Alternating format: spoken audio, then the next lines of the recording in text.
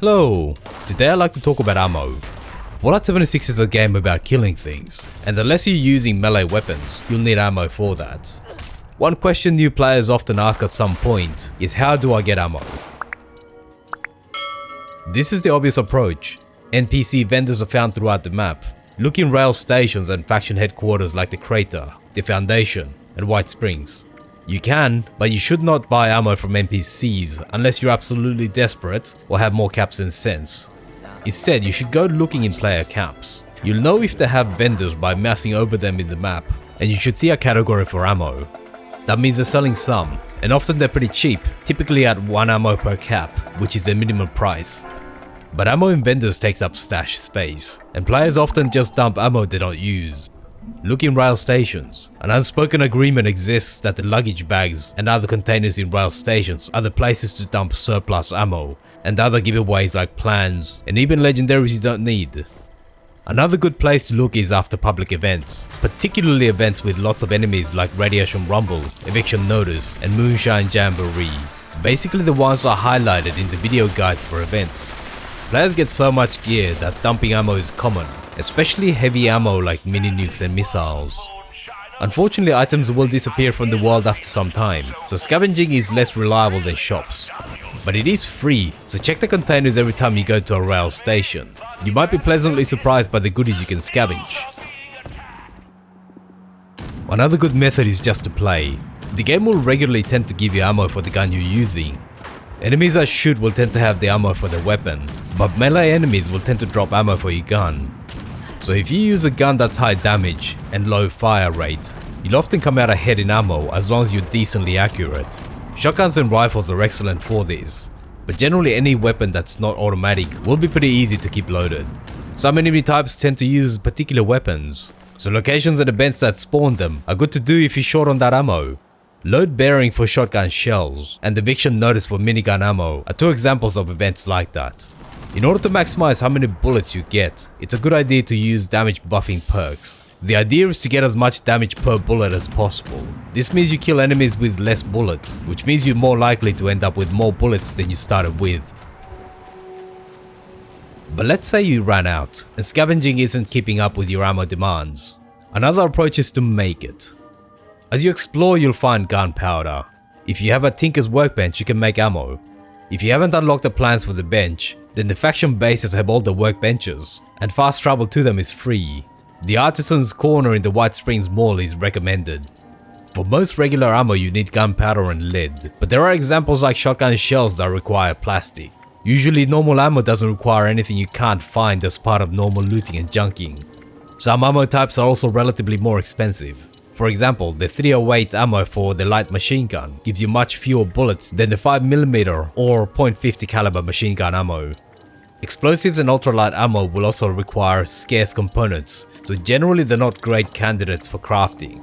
It's a good idea to consider the cost and material requirements for each type of ammo before deciding to rely on crafting.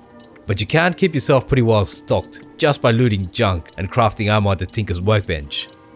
Gunpowder also weighs quite a lot, more than the ammo you can craft with it, so when you do get some, use it as quickly as possible or otherwise throw it away. It's a good idea to have a variety of guns that use the same ammo. Use high-powered but slower firing weapons for normal play, and save your ammo-hungry ones for more intense situations like daily operations and public events, or when you've been ambushed by a lot of enemies and have to pour out the damage. A great combination is the minigun and the Gatling gun. The minigun does more damage per second, but it uses up more ammo, while the Gatling gun does nearly 3 times the damage per bullet and is more accurate but fires slower. Using the Gatling like you would a combat sniper rifle will allow you to kill most enemies with only a few bullets. And to make up for the slow fire rate, you can also use the trick of holding down the fire button and continually clicking on the aim button. If you do it in first person, that will allow you to fire as quickly as you can click the aim button. Another good combination is the sniper rifle and light machine gun. Both use their 308 ammo. Snipe enemies in normal play and use the machine gun in intense situations. If you focus on using powerful weapons, then just normal play should yield enough extra ammo that you shouldn't run short. But let's say that you're still short. Then you need to actively farm for ammo. I've already mentioned that melee enemies will tend to provide ammo for the gun you use to kill them. During daily operations and expeditions to the pit, that applies to all enemies. Yes, every enemy will drop some ammo for the gun you're holding when they died. That includes if someone else killed them and you happen to be nearby. If you use a strategy of using a powerful gun, it's entirely possible for every enemy to provide you with more ammo than you used to kill them. To give you an example, I recently changed my Gauss shotgun to use ultrasight ammo. I bought several dozen ultrasight Gauss ammo from my player's vendor for 1 cap each to get me started. Basically no more than 100 caps. Then I've simply used the Gauss shotgun in daily operations and expeditions, and now I have over 5000 ultrasight Gauss ammo that I can use to fuel the Gauss minigun that I've also modified to use ultrasight ammo. You can slightly improve on what I did by simply taking an empty gun into a daily op and waiting for a teammate to kill an enemy to get your first ammo. By using perks to upgrade shotgun damage, each daily operation gave me more than 500 extra ammo, and if you focus on repeatedly doing these, then you'll easily have several thousand in no time. Modding your weapons to max out damage is also a good idea as long as it doesn't penalize you too badly in other ways.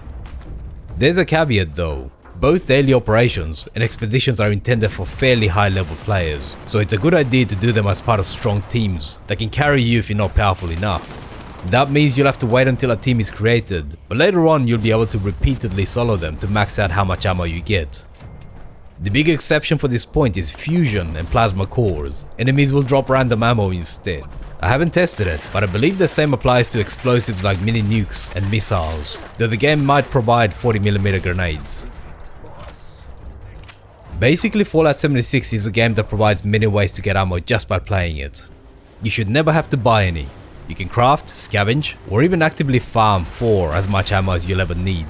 Simply put, you should never ever run out of bullets once you know what you're doing.